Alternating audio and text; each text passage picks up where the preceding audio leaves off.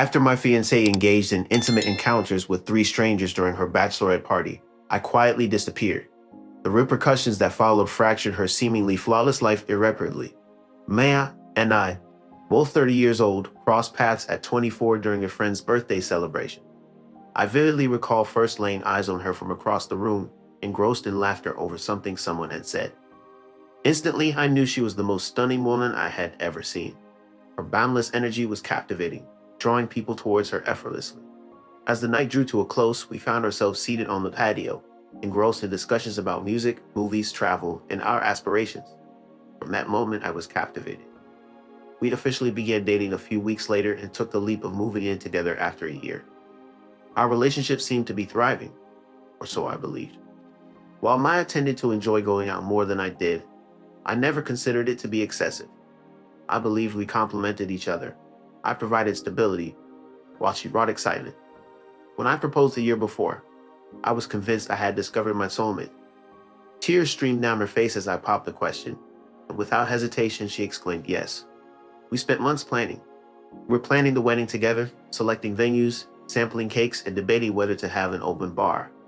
I believed we were creating a future together, but it seems I was mistaken. The turmoil began with the delivery of all things. I wasn't even meant to be at home at that time. I finished work early and decided to surprise Maya by arriving home early to prepare dinner. As I arrived at the apartment, I noticed a small gift bag placed by the door. It had a sparkling tag that said, "To the most adventurous bride-to-be, you deserve every moment of it. Love, Tasha." Initially, I didn't pay much attention to it. Tasha was Maya's closest friend, practically inseparable since college. I always found her to be somewhat excessive, boisterous, and theatrical, someone who thrived on chaos. However, I accepted her presence for Maya's sake. They were the dynamic duo, according to Leah. Nevertheless, there was something about that note that unsettled me. I brought the bag inside and placed it on the kitchen counter, gazing at it thoughtfully.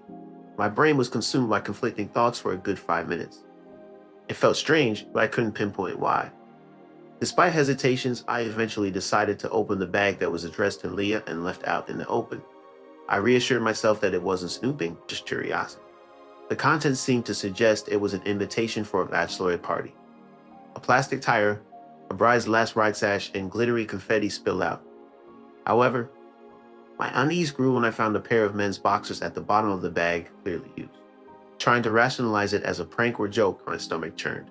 Then I discovered a flash drive in the bag, and against my better judgment, I plugged it into my laptop and opened the only file. The video appeared innocent, showing Leah and her friends laughing in a club booth, but something about the situation felt off to me. Maya was captured on camera wearing a tiara and sash, exuding beauty and charm as the crowd cheered. However, there was a noticeable change in her demeanor, as she seemed carefree to an extreme extent. The footage then transitioned to a scene at a strip club, where Maya was seen on stage engaging with a male stripper amidst the enthusiastic support of her friends. Initially, the situation was perceived as part of a bachelorette celebration, albeit not ideal. Yet, as Maya led the stripper towards a private room, concerns arose. Pausing the video, a sense of unease crept in. A fleeting hope that it was all a performance was quickly dispelled by the ensuing clip, revealing Leah seated amongst a group of men in a flirtatious and lighthearted atmosphere.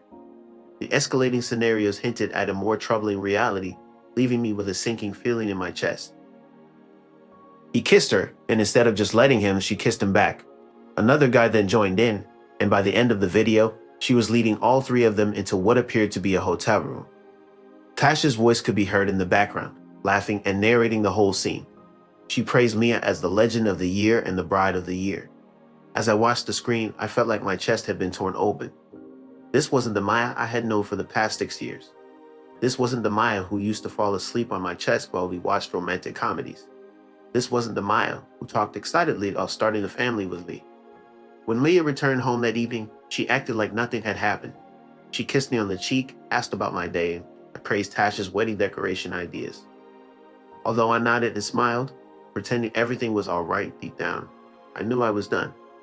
Even looking at her was difficult as the image of that video replayed in my mind. I felt foolish for not seeing the truth sooner. Were there warning signs? Had I overlooked them? Or was this a sudden change? It didn't matter. The woman I once knew was gone. That night, sleep evaded me as I lay staring at the ceiling, replaying memories in my mind. Every joyful moment now felt like a painful reminder.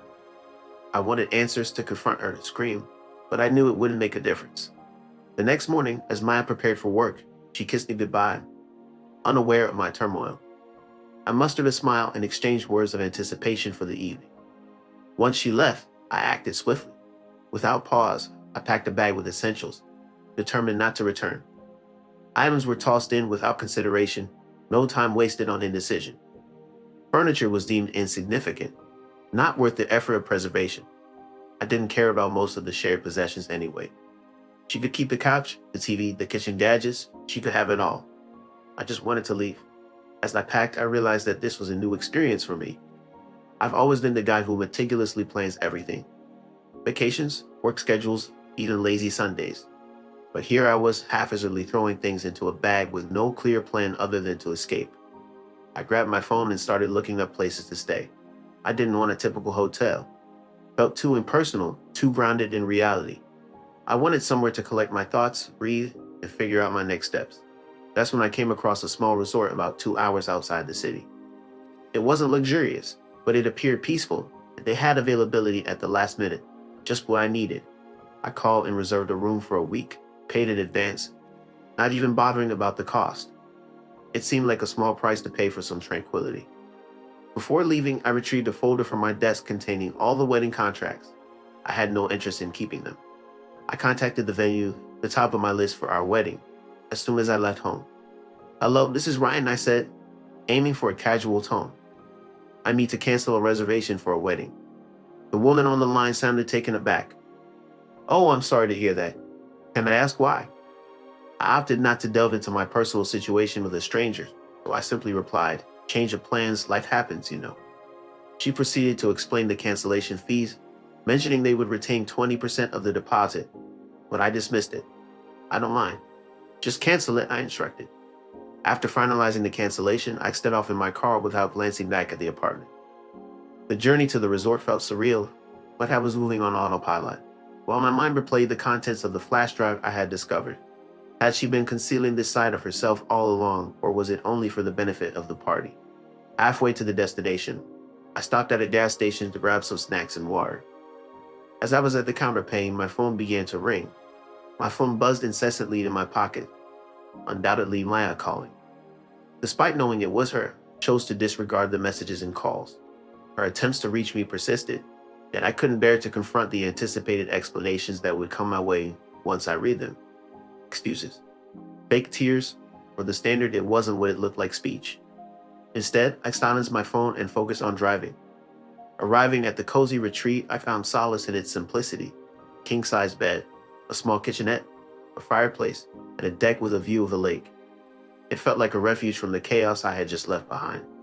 With a heavy heart, I deposited my bags in a corner, sat on the edge of the bed, and released a long, trembling sigh. The enormity of the situation hit me at once. This was not just a disagreement or a breakup.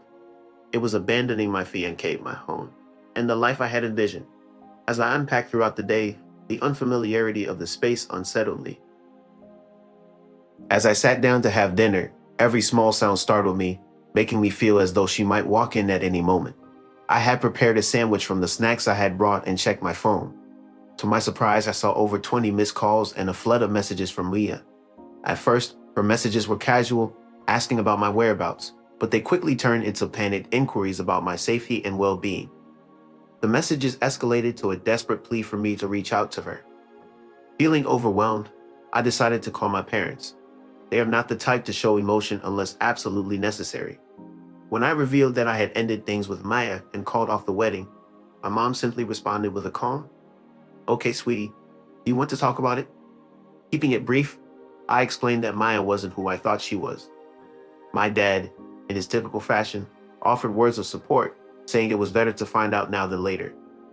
I appreciated that they didn't push for more details. I informed them that I would be staying at a resort for a while to clear my mind, and they reassured me of their support. The first night at the cabin felt odd as I half expected Leah to storm in, demanding explanations or persuading me to return. I reflected on the time and effort invested in our relationship, planning dates, budgeting for the wedding, compromising on our fixation with Tasha, only for it to be tossed aside in one night of revelry. As I retired for the night, I resolved not to return unmoved by her tears, apologies, or promises. The situation troubled me, particularly regarding Tasha. She seemed more than a mere bystander. If anything, she appeared to be the mastermind. The video didn't seem like a casual recording. It felt like an object of pride for her. The note on the package, "You deserved every second of it," was nearly a confession. Tasha had always irked me, especially when Leah and I started dating Tasha. She was one of the first people I met in her circle. She was loud, constantly making sarcastic jokes, and always had to be the center of attention. Maya thought she was hilarious and fun, but I thought she was obnoxious. Over the years, I learned to tolerate her because she and Maya were so close, but I never trusted her. Looking back, there were red flags. Tasha would constantly push Maya to go out even when we had plans. There were times when Leah came home drunk at 2 o'clock in the morning with Tasha giggling in the background shouting, "Sorry for stealing your girl, Ryan." I used to laugh it off, but now it didn't feel so funny. At the resort, I decided to confront her. Not Maya, not yet. I wanted answers from the person who encouraged this whole mess. I didn't want to call Tasha directly, so I used a burner number app to text her something vague but baiting. "Hey, it's Ryan. We need to talk about Leah. Meet me at the coffee shop on 7 tomorrow at noon." She responded within 5 minutes. "WTF are you?" "Maya, okay. What's going on?" I didn't reply the next day. I drove back to the city, parked a few blocks from the coffee shop, and waited. Tasha walked in right on time, looking smug as ever in her signature over-the-top outfit. I sat down across from her, ready to confront her. "You scared me with that text, Brian. What's going on?" Tasha asked, her smile freezing as I got straight to the point. "Cut the act, Tasha. I know about the bachelorette party," I said, leaning in. Her nervous laughter didn't fool me. "The flash drive, the videos, the package left on the doorstep. I know everything." Tasha's expression shifted, trying to downplay the situation. "Oh, come on, Ryan. It's just bachelorette party fun. You're not seriously upset about that, right?" Leaning back in my chair, I replied, "Upset. That's an understatement." Tasha's face turned red as she attempted to defend her actions. "It wasn't like that," she quickly replied. "It was just a fun night, no harm done." I retrieved my phone from my pocket and displayed the saved screenshots, sliding it across the table for her to see. "Mia, Bride of the Year. You own that stage, girl. Don't feel guilty. It's your last chance to be free," the messages read. Tasha's eyes widened as she tried to push the phone back towards me. "Ryan, you're overreacting. It's just a tradition, you know.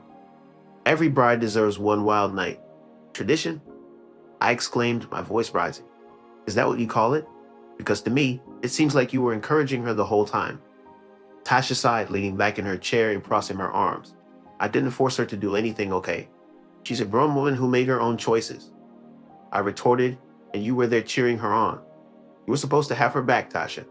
Instead, you helped her throw everything away. All the work we put in together, and she just dismisses it with a roll of her eyes. Come on now.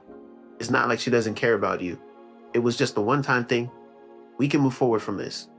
Those words triggered me. I slammed my hand onto the table, causing her to startle. "Move on? Do you really think I can simply forget about her being with 3 other guys and label it as a fling? You're something else." She glanced nervously at the other patrons, likely concerned about their reactions. "All right, fine," she muttered, lowering her voice. "I'm sorry. I apologize if things escalated, but Ryan, this is between you and Leah. Don't involve me. You're already part of it," I retorted as I stood up. "And let me tell you, Tasha, everyone will soon know what kind of friend you truly are." She looked alarmed. "What do you mean?" "You'll see soon enough," I stated as I grabbed my phone and exited the scene. On my way back to the resort, I pondered her words. She's an adult who made her own decisions. As much as I wanted to pin all the blame on Tasha, she was correct about one thing. Maya had chosen to act. Tasha may have influenced Mia, but Maya ultimately made her own decisions. The realization that Maya was reckless rather than fun and carefree made my stomach churn. Tasha was the catalyst, but Maya was the one who fueled the fire. Upon returning to the cabin, I took action by drafting an email. While I wasn't yet prepared to confront Maya directly, I wanted to ensure Tasha couldn't manipulate the situation. I attached screenshots and videos to the email and sent it to a select group of trusted mutual friends who would keep it confidential until I was ready to share the full story. Following this, I didn't receive any communication from Tasha, which didn't come as a surprise. It seems she knew there was no way to make amends. Frankly, I no longer cared about her involvement. Recognizing my next step, I planned to contact Maya's parents and reveal all the details to bring clarity to the situation. Maya's family had always adhered to a traditional and conservative ethos that left me feeling unsettled. When we moved in together 3 years ago, it felt like Elle's parents were constantly passing judgment. Elle's mom, Janet, behaved as if we were involved in some scandalous affair. Though never explicitly stated, her frequent remarks such as living together before marriage is not proper, and the disappointment in her eyes whenever I mentioned our apartment made her disapproval unmistakable. Elle's dad, Henry, was more reserved in expressing his disapproval, often offering a disapproving grunt or reminiscing. Back in my day, things were done differently. It wasn't until Elle and I got engaged that they began to thaw towards me. Once there was a ring on Elle's finger, Janet began planning bridal showers, and Henry offered to assist with a down payment for a house. It seemed as though I had finally proven myself and gained their acceptance. However, following the betrayal I experienced, I could no longer keep the truth hidden. Maya had deceived me, and now it was her turn to confront the consequences, especially with her parents who had. They had always provided emotional and financial support to Leah, who had a reputation for being perfect and proper. Her messages continued after my conversation with Tasha. Ryan, please talk to me. I understand you're upset, but we need to have a conversation. I love you. Please don't give up on our relationship. Each message fueled my anger. I refused to let her play the victim. She had made her choices. Despite ignoring all her attempts to contact me, Janet eventually reached out, expressing concern about Maya's state. After contemplating for some time, I decided to address the situation in person. I was not going to be the one to handle Maya. It was best left to her parents, who always seemed to know what was best. The following day, I returned to the city and went straight to Janet and Henry's house without informing Leah. I anticipated her strong reaction once she discovered my visit. When Janet opened the door, her face showed a mix of joy and concern. Relief and concern flooded through me as Ryan walked in. Thank God you're here. What's going on? Mia has been so worried about you since yesterday. Henry was settled in his usual chair in the living room, scanning a newspaper. He glanced up at the sound of my voice. Ryan, he acknowledged with a nod. Glad you're here. Maybe you can fill us in. Taking a seat on their immaculate couch, I prepared to deliver the news. I've come to tell you the truth. I began calmly. You might want to sit down for this. Janet appeared puzzled but took a seat across from me, her hands tightly clasped. Henry leaned in, his expression serious. Retrieving my phone, I opened the folder containing the evidence. Maya has been deceiving you. I admitted, my voice unwavering. And me. The wedding is off because of what she did at her bachelorette party. Janet gasped. What do you mean? What could she have possibly done? Without a word, I handed her my phone. She hesitated, then pressed play, her expression shifting from confusion to. As the video played, horror overtook them. Oh my God, she whispered, her voice trembling. This can't be real. Tell me this isn't real. Henry stood up, his face flushed with anger. What's going on? Let me see that, he demanded. Janet handed him the phone, tears streaming down her face. As Henry watched, his jaw tightened and his hands gripped the phone's edges so tightly that it seemed he might crush it. This is what she did, I said, my tone steady yet resolute. She didn't just betray me, she made a public spectacle of it, with her friends egging her on. Janet buried her face in her hands, crying, I can't believe this. I can't believe she would do this. Henry began to pace the room, his fists clenched. That girl, that damn girl, he muttered. We raised her better than this. What the hell was she thinking? She wasn't thinking, I replied. And now she expects me to forgive her, but I've had enough. I thought you both deserved to know the truth because I refused to clean up her mess. Janet looked at me, her eyes sore from crying. Ryan, please, can't you just talk to her? It could have been a mistake. Maybe she felt pressured to make that decision. But she wasn't pressured, I interjected firmly. She chose her path, and I won't spend my life second-guessing her choices. Henry halted his pacing and pointed a finger at Janet. This is what happens when she listens to that troublemaker Tasha instead of us, he accused. I warned you about Tasha's influence. Janet nodded in agreement, wiping away her tears. We should have intervened. We should have prevented her from moving in with you. Maybe this could have been avoided. I couldn't help but find the situation ironic. You think moving in with me was the issue?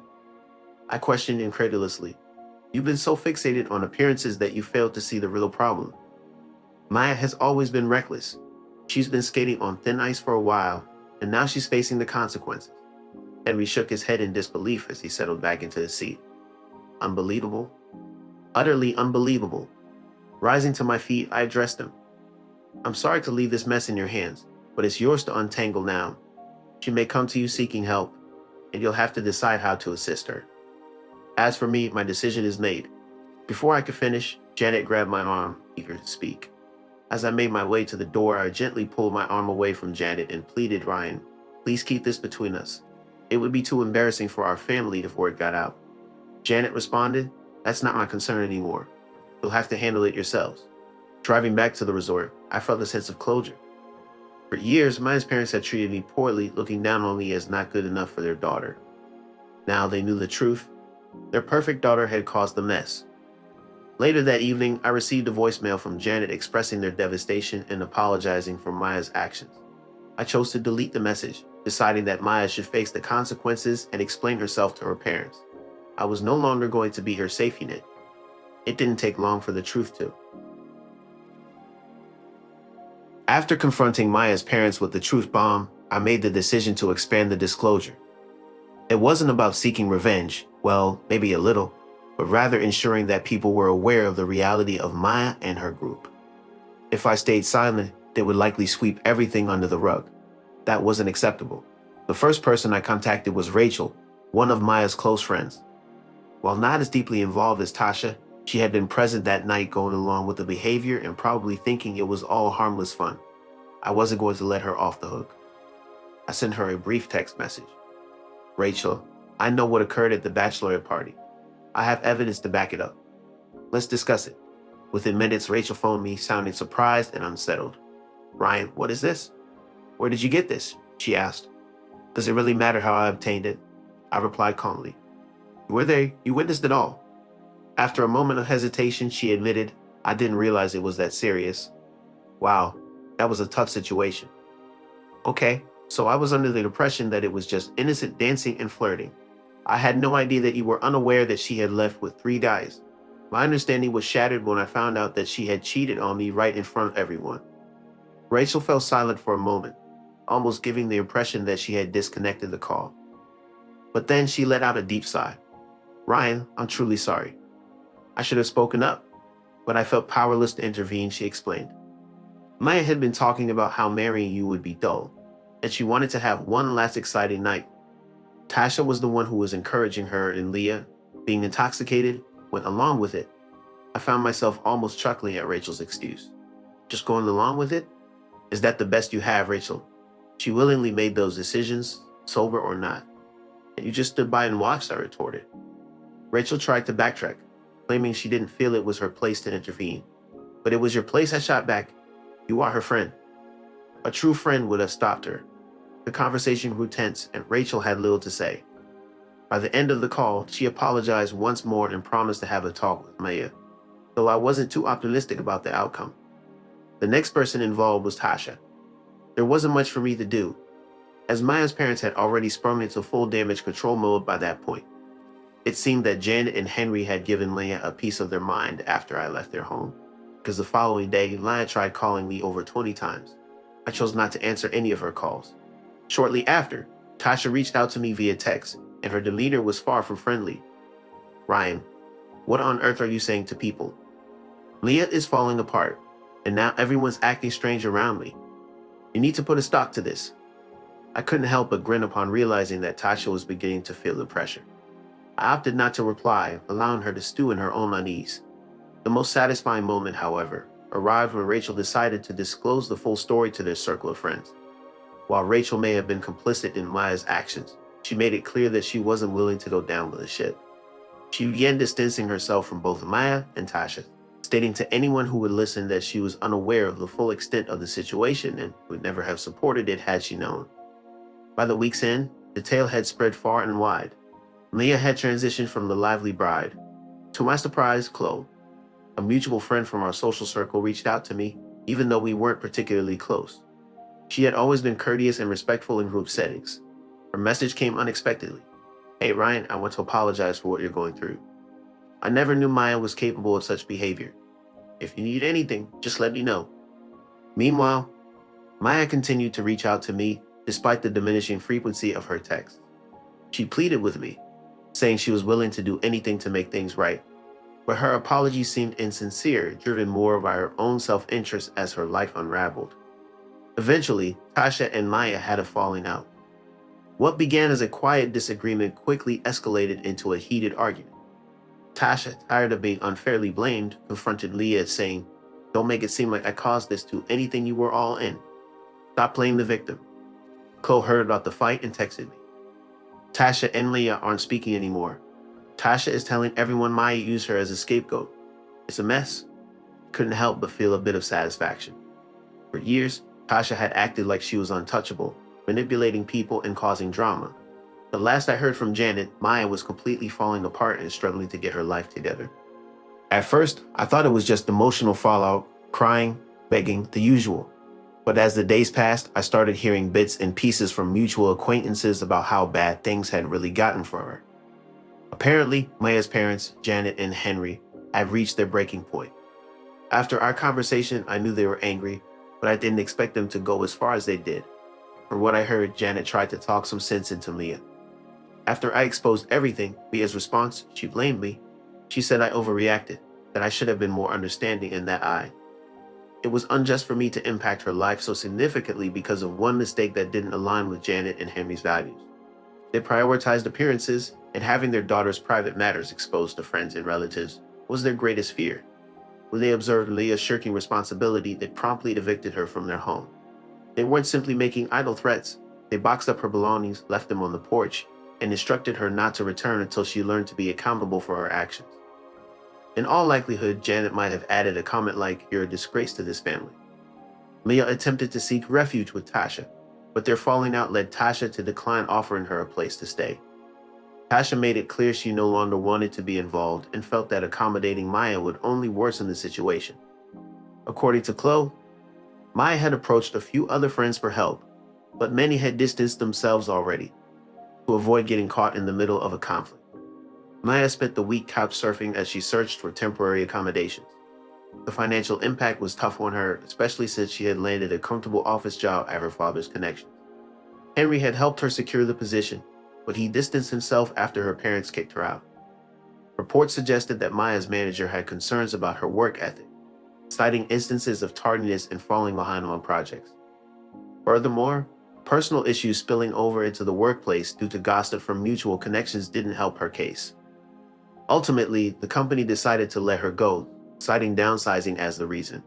When Chloe informed me of Maya's job loss, I couldn't help but feel a sense of validation, not out of desire to see her suffer, but as further evidence of the consequences of her decisions. Maya had distanced herself from Janet and Henry for years, coasting through life while others cleaned up her mistakes. However, after losing her job, Maya attempted to reconnect with them, seeking refuge at their home when she had nowhere else to turn. Despite her tearful pleas, they stood firm, leaving Maya with no job, no place to live, and no friends to assist her.